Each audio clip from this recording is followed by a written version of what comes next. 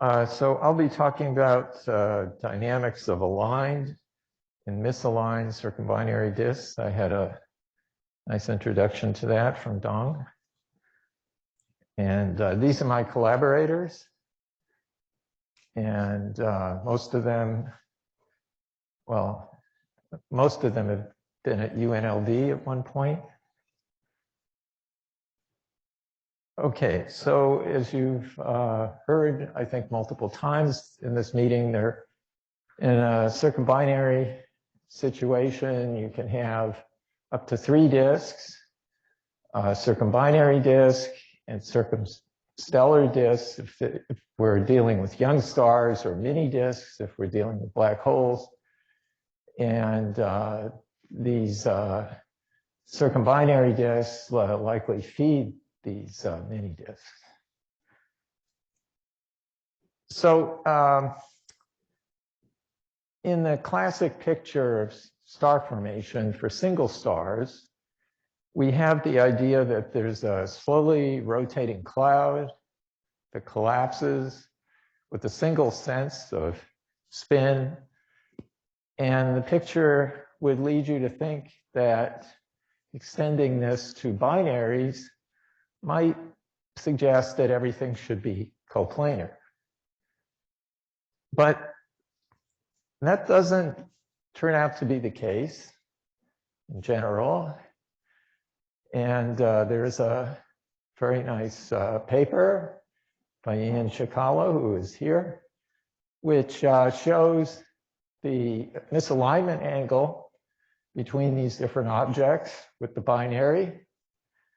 And it shows that there is alignment for periods less than about 30 days, periods of the binary, and that this alignment or misalignment is correlated with binary eccentricity. So you see at low binary eccentricities, things tend to be more coplanar than at high binary eccentricities. In fact, there are cases where things are nearly at 90 degrees at high binary eccentricity. Whoops. And there's also this very interesting young system, IRS 43, that has a circumbinary disk and 2 circumstellar disks, and all 3 are misaligned with respect to each other. So what I'll be talking about is first, I'll describe the limitations of modeling that we do. I'll discuss very briefly the coplanar case. Dong has already given us an introduction to that and heard about that in other talks. And then I'll discuss what's different from misaligned dynamics. And there are 3 areas that I'll discuss. One has to do with gap opening, the process by which the central binary opens a gap in the circumbinary disk. I'll discuss Kozai-Litoff disks, which are mostly been analyzed in the context of circumstellar disks, but actually play a role in circumbinary disks for triple systems. And then I'll finally talk about polar circumbinary disks. So first, I'll tell you about the parameters that we often deal with in simulations. And this is kind of like admitting your sins. The models generally involve alpha disks with viscosity parameter alpha in this range. And sometimes simulations have been done using MRI, which is a more realistic treatment in some cases.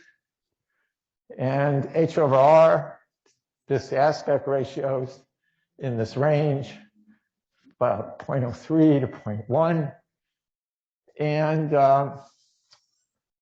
the problem is that for both supermassive black hole systems and young binaries, they don't satisfy these two conditions that we simulate, but for different reasons. For the supermassive black hole case, the H over R, this aspect ratio is smaller than what we typically simulate, although the alpha value might be about right. But for young binaries, the H over R is probably okay, but the alpha is highly uncertain. Could be very small. It could be dead zones, complex, non-ideal MHT, the angular momentum transport could be driven by winds. We don't really know yet. Now, analytic models can help extend these ranges, but most of these models assume coplanarity. Okay. So for coplanar prograde flow, we have the picture that we've heard at this meeting, that you open a gap around the binary, there are streams in the gap, their accretion is typically pulsed. The disk, circumbinary disk, can become eccentric, even if the binary orbit is circular. But there are still important questions in this coplanar prograde case, but I will skip those and deal with what we find in the misaligned case. So one interesting issue is, how does gap opening work if you have a retrograde disk? That is a disk that's rotating in the opposite sense of the binary. And in that case, there are no Lindblad resonances in the disk if the binary orbit is circular. So the usual clearing of the gap is due to these Lindblad resonances, but that they are not present in a retrograde disk. Okay, so the gap is much smaller. The disk comes much closer to the binary, and because the disk is rotating in the opposite sense of the binary orbit is efficiently losing angular momentum to the gas, and it can become eccentric. So this is very different from the prograde case. And you might wonder how special this retrograde disk is. And so if you take the circular orbit binary, but now you say, well, it's not quite retrograde, it's a little bit misaligned from retrograde, how much difference does that make? And the answer is not much, because the strongest resonant torque goes like the inclination minus pi, which would be the 180-degree retrograde tilt to the 8th power. So it's very weak. And another thing that can happen is that if you have, instead of a circular orbit binary, an eccentric orbit binary, you can ask, how different is that? And what can happen there is that even though the binary orbit is prograde by definition, because it's on an eccentric orbit, you can decompose its potential into rigidly rotating bars, and some of those bars can actually be retrograde, even though the binary is rotating prograde. But the price you pay is that the torque coming from one of these retrograde bars goes like the binary eccentricity to the 6th power. So it's weak. So this retrograde situation is pretty robust. Another curious situation arises with polar disks at high binary eccentricity. And in that case, the potential generated by the binary is nearly axisymmetric with respect to the disk. And so the torque is very weak. Okay, and in the coplanar case, it would be very strong. So it's very different. And as a result, you get much smaller gaps in a polar disk. So if you plot the torque as a function of binary eccentricity, it drops off dramatically at high binary eccentricity.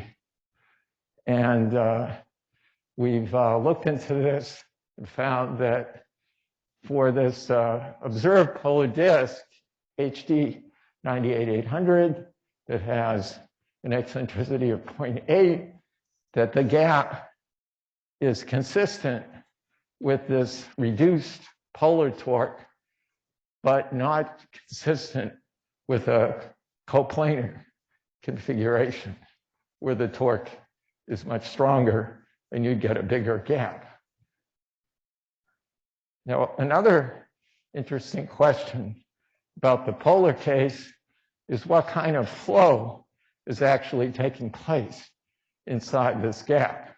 You have a binary where the components moving in and out of this plane. What do you get? And so far, you've yet to see gas streams. There is some kind of flow. We don't know what it is.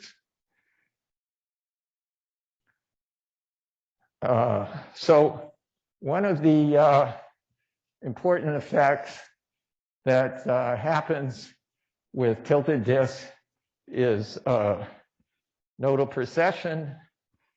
And you see it's like a gyroscopic motion, but due to differential precession, these orbits would create a mass, not a disk. But if the sound crossing time is shorter than this precession time scale, then the disk will behave like a solid body. And in the circular orbit case, you generally get evolution to coplanarity. So I'll quickly discuss Kozai Litoff disks. There's this Kozai Litoff effect where a particle can, at high inclination, can exchange its inclination for eccentricity. So the inclination goes down, the eccentricity goes up. What we found was that these disks can, under typical conditions, a disk can also undergo Kozai-Litoff oscillations. And here is the eccentricity of the disk. Here's the inclination. And you notice that it damps after a while because disks dissipate. Circumbinary disks can also undergo Kozai-Litoff oscillations due to a third component in the system. It's triple. So that isn't the end of the story, though, because if you have a circumbinary disk that's tilted, it can feed highly non-coplanar gas to the circumstellar disk and maintain the Kozai-Litoff oscillations. So you can see here that these are sustained changes in oscillations in the binary, in the disk eccentricity at fairly high values of eccentricity. Another thing that can happen in these Kozai-Litoff disks is that you generate dust rings. So the dust can accumulate certain radii and result in these rings. The final area that I'll talk about is polar disks. And the picture there is that if you start with the merely coplanar particle, it precesses, as I said.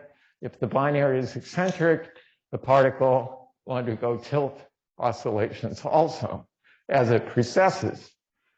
But there's another set of particle orbits about which, at high inclination, about which the particle orbit precesses about the binary eccentricity vector, which is along the semi-major axis of the binary. Okay, so it's completely different. And so this is what these orbits look like. Here's a highly inclined circular orbit binary with a particle precessing all the way around. It's what's called circulating, precesses around 360 degrees. But in an eccentric orbit binary, there's this other set of orbits at high inclination where it does not precess all the way around like this one does. And it instead remains nearly polar. But in the presence of dissipation, these orbits can settle into a plane perpendicular to the binary orbit. So here is a simulation of that. And you start the disk tilted by 60 degrees, and at the end, it has a much higher tilt angle. So here is a plot of the disk inclination. You see it's oscillating, but converging towards a tilt of about 90 degrees. So it's possible to understand this. As Dong was pointing out, there are ways to analyze this using linear equations for small tilts away from polar. And you find that the evolution is indeed toward the polar orientation at a rate close to what the simulations show. Okay, now the evolution to polar is more likely at high binary eccentricity. So for eccentricity of binary of 0.5, need an inclination of about 40 degrees.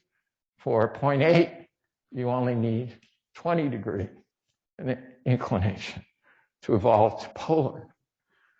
So getting back to this picture, our claim is that these systems up here have evolved to polar, not because they're either close or far away from the central binary, but because the eccentricity is high. Of course, the binaries that are close for a short period will become circularized by tidal forces, tidal dissipation. And so they will, of course, have low eccentricity, but that's not really, in such cases, you don't expect high inclination disks to maintain their inclination because the eccentricity of the binary is too low. But if the eccentricity is high, as occurs with longer period binaries, then the polar type orientations can occur. And there is this system, HD 98800, that we've been modeling, which is polar. And final thing we'll talk about along these lines are triple systems. So if you have a misaligned circumbinary disk in a triple system, you can have both evolution to polar and or Kozai-Litoff oscillations in the circumbinary disk. So it depends on what the dominant torque is, whether it's from the inner binary, which will try to make it polar, or the outer star, which will try to induce these Kozai-Litoff oscillations.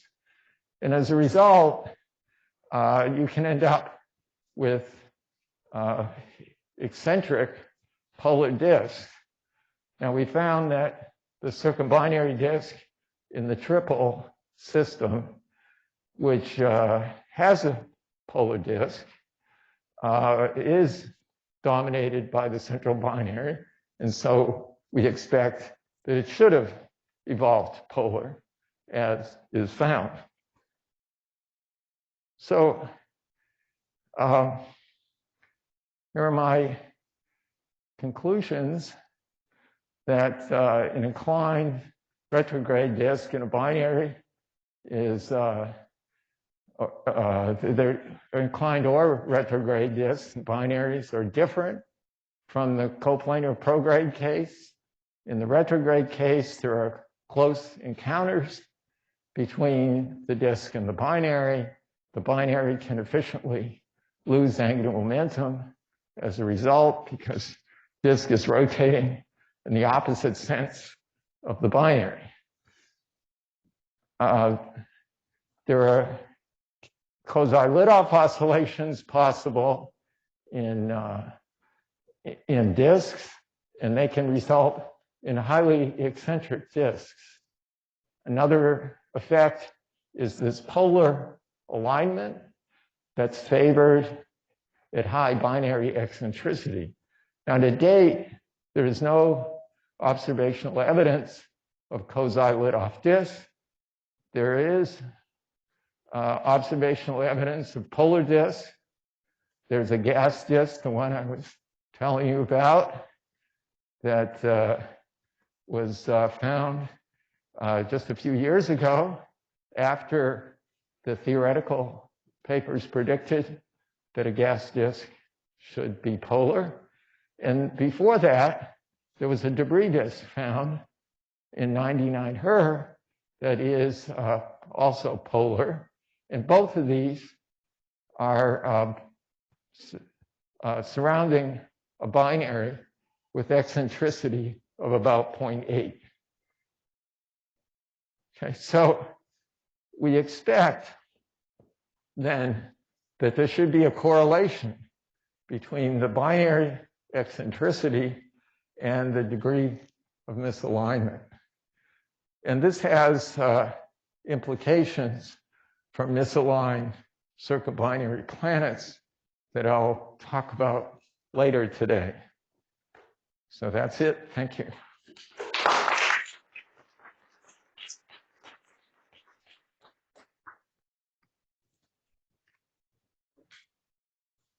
All right, Laura? Excuse me, this is Laura Blecka.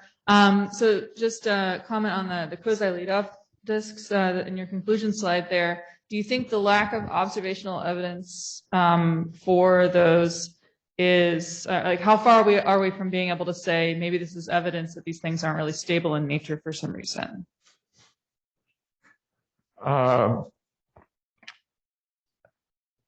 Well, if you had an isolated quasi-Lidoff disk, not in with a circumbinary disk feeding it, the inclination decays to something like 39 degrees or less. Over longer times, it will become coplanar, it will circularize. So there are these competing effects eventually that will make it coplanar. So it depends on the ratio of these timescales, which depends on how efficiently the disk dissipates. And so we can't really put a number on that yet, because as I said, the dissipation rate in this young star context is not very well known. But at some point, there should be this process. Mm-hmm. Thanks.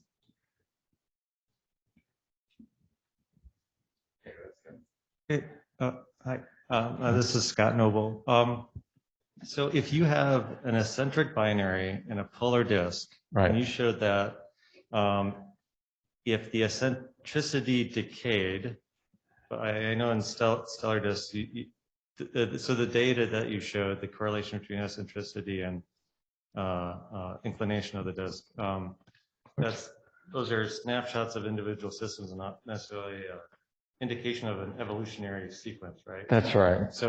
But suppose hypothetically you have some sort of evolution.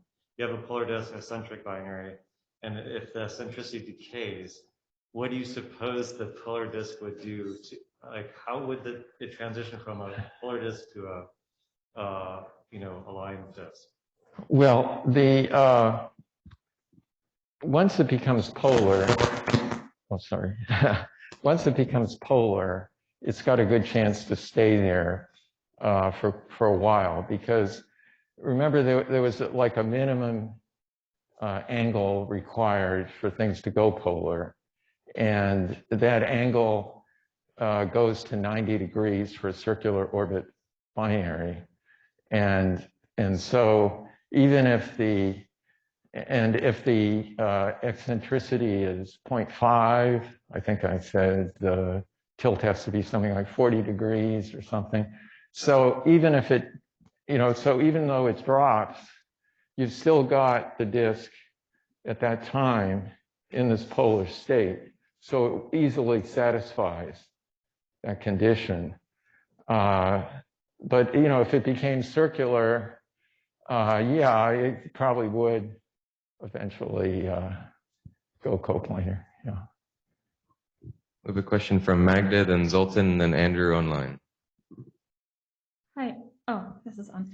This is Magdalena Schiebeck. I think there was some work by Chris Nixon also that seemed to suggest that an initially inclined disk will either converge towards co or contour alignment. So that would suggest you would always end up with a co-aligned or counter-aligned disk. And so I'm wondering, is this only the case for circular binaries? Yes. Or can you also end up with an eccentric binary in a retrograde disk? An eccentric binary. Well, you can. Well, you always go to coplanar, almost always, and I can explain a little bit more about that, for a circular orbit binary. It turns out because you can't satisfy that initial tilt condition unless you start in a polar orbit. Okay, so you need some eccentricity, and curiously though, in a more general context, if you have a circumstellar disk and you have a circular orbit binary, and now you consider going to circumplanetary disks, say, Gordon Ogilvy and I showed that if the disk size was 0.1 times the separation of the two stars, it would be tilt unstable, even in that case. And Rebecca Martin and Xiaoan Zhu and Phil Armitage have found that instability recently in simulations. So even in that case, but as far as I know, for circumbinary disks, if you have a circular orbit binary, it always goes to coplanar. Now, I guess you're asking about what if it's tilted by more than 90 degrees? Yes, that could result in retrograde situation. Hi, thanks. Yeah. I was ready to relinquish my PhD the previous session to ask some questions, but this time I'm just very excited because I think I can put together three of the things I learned. First of all, in the AGN disk channel, I think this might be quite common because I think we learned that the binaries that form there are eccentric, and actually we've been doing similar calculations and finding the same. And then if I understand correctly, the simulations of circumplanetary flows in 3D find, actually this is maybe Judith Sulad, you can comment, that the gas is actually coming in from polar directions. So I think, unless I'm misled here, this might be common for the AGN disk binaries because you're feeding eccentric objects on polar orbits. Yeah, as I say, it doesn't have to start polar. It can start 20 or 30 degrees Right. So misaligned, and then it will. The question would be polar. exactly what angles is it fed? And Well, it's a function of binary eccentricity. It's a known function. sorry, your requirement is, yeah, but the conditions generated in the disk, I think, are also kind of known. And the question is, do they satisfy your criterion? Because I think we know at what angles the gas comes in. For supermassive black hole. Well, I think nobody's done that for a 3D simulation of a binary planet. But for single planets, we know they're fed from polar. Single planets. I thought we were talking about. Sorry, I'm talking about the scenario where the binary is the one that Dong talked about. So we have a binary sitting in the AGN disk. Oh, okay. And I think it's eccentric. Okay. And it's fed from up and down. So maybe it's maybe it's an excitement, but maybe a question of at what angles are these disks fed? Maybe you can comment or something. I don't know what the angle is. I don't think the material that's coming in from polar orbits has a net angular momentum vector that would put it into a polar orbit, even though it's coming in on the poles. It's not, at least in the simulations, it's not coming in with that angular momentum vector such that it would enter into a polar orbit immediately. Not that it couldn't arrive on one, but the fact that it's coming in on the poles. But the binary itself could be misaligned due to scatterings, and then you create so that's you have a comment related to that? So Adam Dempsey from Los Alamos. So I just want to make a comment on that. So the embedded binaries can be any inclination basically, because they're very small compared to the scale height of the disk. So you could potentially get into this situation, I think, where you have 90-degree misalignment between the circumbinary disk and the embedded binary. Yeah, I mean, if it is that way with an eccentric orbit binary, it could stay that way, is what this is showing. Yeah. Judith, do you have something to say in that line? I just wanted to clarify what Zoltan said. So in the planet case, we have a star and around it there is a planet. So in that way, that's a binary. And we talk about very extreme low mass ratios. So 10 to the minus 3, 10 to the minus 4, and so on. And then we do see that the accretion is coming in from the vertical direction. So this is only just to clarify what Zoltan said. But isn't it coming from the vertical direction on both sides? That's not the same thing. We're talking about a net tilt, not just that it's 3D and things are coming on both sides symmetrically. Yeah. Yes, that's correct. So yeah, I agree with you. Anything else on that topic before we go to Andrew? Go ahead, Andrew. Great stuff, Steve. Thanks. So, sort of related to something you showed in the recent work led by Smallwood that there were tilted accretion streams coming in, and so I'm assuming those would eventually lead to the alignment of the binary with the disk. And so I'm wondering if it's understood how that alignment competes with the competing effects tending towards polar alignment or towards the driving of KL oscillations. Right. So what happens is that the circumstellar disks are fed by the circumbinary disk, and but since the circumbinary disk is tilted, eventually the circumbinary disk could become coplanar. Is that what you're asking about? Yeah, exactly. Well, right, exactly. So this process only works because the circumbinary disk is tilted, so gas is being fed and leads to these disks initially at, this disk is at 60 degrees initially. The circumstellar disks turn out to start off at about 80 degrees because of the way the gas streams are being fed in through the gap. So the disks start off highly inclined, but that's only because the circumbinary disk is tilted. So if the circumbinary disk tilt decayed, then you're right. I mean, it would eventually lead to a coplanar situation, and these Kozai-Lidoff oscillations would stop. And then in the case where you're being driven towards the polar alignment, would this be a competing effect that would try to stop that, or? Well, this simulation was done with an eccentricity of 0.1. So this disk at 60 degrees, I don't think can go polar. Okay, but yes, if you started with a polar disk, okay, if you evolve to a polar disk, then the question is, what is the flow? I alluded to this earlier. What is the flow inside the gap? Other gas streams. What is it? We don't know. Okay, the simulations that we've tried using SPH indicate there's some kind of